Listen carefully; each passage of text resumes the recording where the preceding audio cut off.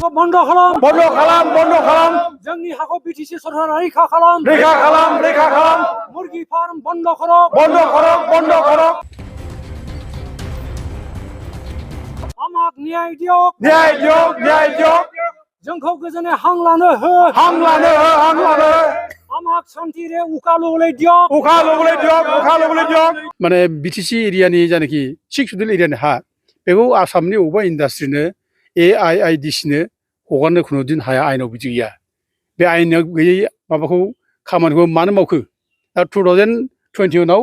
प्रमद बर'आ बेयाव इन्डास्ट्रिखौ लाबोदों रायजो राजा बुजिना बयबोनो गभर्नमेन्ट खालामबाय नालाय हरबाय दा खिन्थु बे जुदि भुला जाबायब्ला बे जुदि इन्डास्ट्रि लाबोनानै बे जुदि भुला जाबायब्ला बेखौ दिनै रेक्टिफाइ खालामनांगौ जोंना बे हाग्रामा महिलाया रेक्टिफाइ खालामनांगौ फोसाबनांगौ रायजो राजाजों माने खस्थ' मोनबाय जेब्ला बेखौ दिनै सोदांफिननानै थिग खालामना लाफिननांगौ जों बेखौ खावलायहरो ओमफ्राय लोगोसे जों दिनै मोनसे डिसिसन लाबाय जुदि बेखौ जों खिफियाबो गुजाबो थायोबा खुनु जों खोनासङाब्ला दिनै सावरायबाय जों दहाय मोजाङैनो जे थाबैनो बेयाव गिदिर मोनसे धरना जासिगोन बेखौ जों सावरायनाय जाबाय रायजो राजाफ्रा हिन्जाव हौवा बयबो ओंखारजोबगोन बे बाथ्राखौ बुंबाय ओमफ्राय दहाय जोंहा जनता कलेजनि अनसलु फिसाफोर जेनेरेल सेक्रेटारि लोगोसे बिनि लोगोफोर बिसोर फैना बुंबाय थानो हाला जों बे जायगायाव मोनामनाय गाज्रिथारसै हस्टेलाव थानो हाला मोजाङैनो दा गथे आन्दलन जायोब्ला जों खबर हर जोंबो बयबो साथ्र'बो लोगो लाफागोन बे बाथ्राखौ बुंनाय जाबाय बेयाव फरायसालि गंथाम दङ नैबे खुमगुरि माने एमइ स्कुल ओमफ्राय दखिन कलबारि एलपि स्कुल ओमफ्राय जनता कलेज मोनथाम स्कुल बेयाव दङ मोनसे कलेज दा बे दा गथे बेफोर बिराद गाज्रि एफेक्ट जायो दा बिसोरखौ नायनांगौ जों दा बेबायदि एखेबारे मोनसे सोलोंसालिखौ माने बिराद गिथाव बाथाव माने मोनामनायनि सिङाव दोननानै गथ'फोरनो गियान होनाया गथ'फ्रा जों जिबन जाया गथ'फ्रा बेमार आजारजों भुगिगोन बेमार साबदेरगोन दाथ' बिराद थाम्फैनिबो आराम जाबाय बेयाव बे थाम्फैबो आराम जाबाय सरकारा बेखौ बोखारनायनि जुदि जेबो थांखि लायाब्ला अब्ला नोंथांमोना सोमावसारनायाथ' फाक्का जों डिसिसन लाखाबाय रायजोफ्रा होमबा बयबो सोमावसारगोन डिसिसन लाखाबाय हिन्जाव हौवा बोराय बुरि आइ आफा गासिबो ओंखारजोबगोन सोमावसारनायाव बे दा बेखायनो जों दा मोजां बुंदों दा जाहाथे बिटिसि सरकारा जोंनि बे माने आवाजखौ खोनाबायब्ला बिथांमोना थाबैनो खबर लाफैनांगौ आरो बदनामखौ लानो नाङा जेब्ला आन्दलन जागोन बदनामा जागोन माने बिटिसि सरकारनि आखायाव बिनि सायाव थांगोन बदनामा दा गथे बिसोर मिथिब्लायब्ला थाबनो फैनानै रायजो राजाजों रायलायनांगौ आरो थाबनो बे माने बोखांनाय बेबस्थाखौ लानांगौ बे फार्मखौ आरोखि 15थासो गामि बे खुमगुरि कलबारि बे एरियानि रायजो राजाफोर ओमफ्राय मानगोनां गावबुराफोर आरो लोगोसे बे खुमगुरि एमइ स्कुलनि फोरोंगिरिफोर फरायसाफोर जनता कलेजनि जेनेरेल सेक्रेटारि आरो लोगोसे फरायसाफोर बिनि लोगोफोर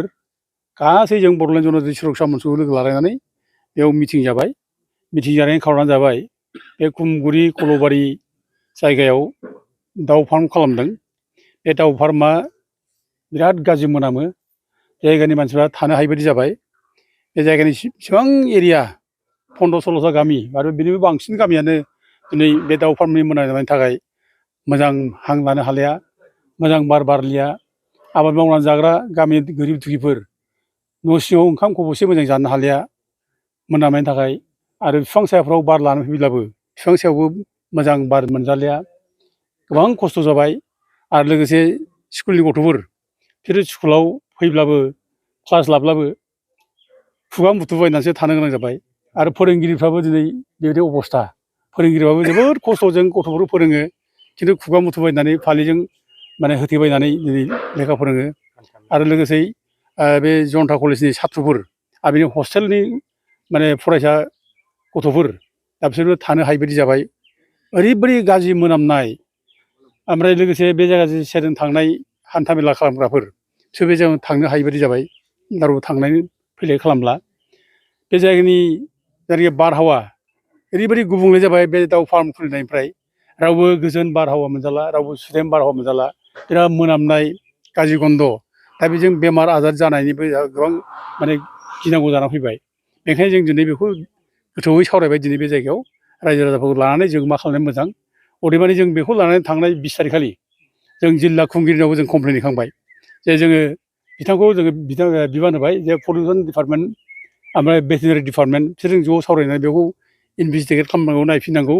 नायनानै बेयाव मा गन्डगल जादों मा गन्ड जायाखै बेखौ नायनानै तदन्त खालामनानै डिसिसन लानांगौ आरो लोगोसे बे दाउ फार्मखौ उथायनांगौ बे बाथ्राखौ जों बुंनाय जाबाय आरो बे हाया जिथु माने ग्रिजिं फिल्ड ग्रिजिं रिजार्भ बे हाया गामिनि हा बे हाखौ जोङो अबेबा गुबुन बाहेरानि मानसिनो AIDCनो जों हा होनो हाया आयेनाव बिदिबो गैया ओंखायनो बेफोरखौ लानानै DCआ जाहाथे थाबनो बेबस्था लायो आरो बे हाखौ DCआ गावनि कन्ट्रलाव दोनो बेखौ जों बुंनाय जाबाय आरो लोगोसे जों 20 थारिखआवनो जोङो माने BTCनि इन्डास्ट्रि EM मुनमुन माने ब्रह्मनो जों मेम'रेन्डाम बे रायजो राजाफ्रा ज' थांनानै हैनाय जाबाय दा बिथांखौबो बे सेम कमप्लेनखौनो होनाय जाबाय बिथाङा थाबनो बे दाउ फार्मखौ बन्द' खालामनांगौ आरो बे हाखौ थाबनो BTCनि आवथायाव लानानै दोननांगौ बे बाथ्राखौ जों बुंनाय जाबाय बिथाङा जोंनि मेम'रेन्डामखौ मोनखोना मोनदिया आं बुजियाखै दा खिन्थु जोङो अलरेडि बिनि माने वाट्सएपआवबो आं बेखौ मेम'रेन्डामखौ आं फरवार्ड खालामना हरदों बेखौ नायनाय सिन देखायदों दा बिथाङा नायबायब्ला नुबायब्ला बिथाङा दिनै दलर थानो हाया मानोना जोंनो उपलब्धि खालामो बे गोरिब गुन्द्रा जाम्बा जाम्बिफ्रा जुनाद बादि थांनानै थानो हाया आबाद मावनानै जाग्रा जाम्बा जाम्बिफोर बिसोरखौ जों बेबायदि माने गिहाव गुबुन मोननाय जायगायाव जों दोननो हाया दिनै सोरबा माबा मोनसे लाब जागोन होननानै दिनै माने बेयाव इन्डास्ट्रि खालामबाय इन्डास्ट्रि खालामनायनि नामाव दिनै नोङो बे जायगानि गोरिब गुन्द्राफ्रा जुदि बिराद गाज्रि खैफोदाव गोग्लैदोंब्ला अलखदाव गोग्लैदोंब्ला दिनै BTC सरखारनो बेखौ जुदि जोङो खोन्थाना होदोंब्ला BTC सरकारा बेखौ इमिडियेटलि फैनांगौ नायफैनांगौ बे बोरै थायो थानोथ' हाना जोंनो थानो हाया जों दा बेनिफ्राय थाङोब्ला बे जायगानि मानसिया बोरै दं बोरै जाखो खस्थ' मोनबाय नामा जों मोनायाव दा फन हरबावगोन नोंसोर माबोरै दं दालाय जों खबर लाबावो बे दायथ'आ जोंनाव माने सेन्स अफ रेसपन्सिबिलिटि बे जिनिसा जोंनाव BTCनि EMफोराव थानांगौ दिनै BTC मालिकनाव थानांगौ DCनाव थानांगौ बेनिखायनो जोङो लुबैदों जेनेबा मुनमुन ब्रह्म बिथाङा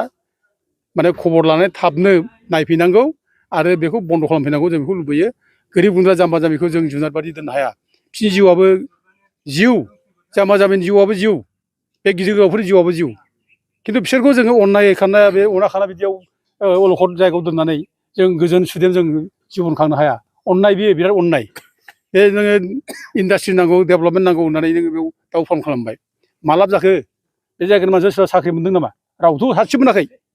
साख्रि मोनाखै मा मोनदों बेयाव दाउखि मोनदों दाउ मोना जानो थोदों रायजो राजाफ्रा दा ओंखायनो बेखौ उथायनांगौ